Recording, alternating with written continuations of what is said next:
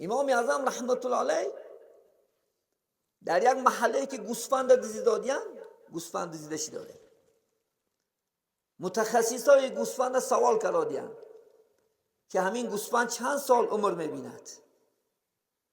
گفتادیان که 7 سال عمر میبیند.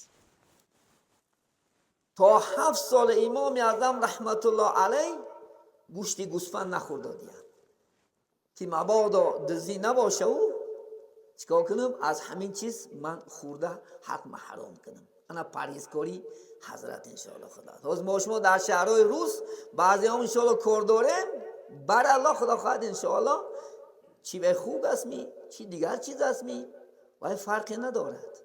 گویا دهی در ده میداند همون چیز خدا خواهد انشاءالله حرام است، لیکن میخورد. امام اعظم رحمت الله تا 7 سال کی گوشت دلش نمیکشه.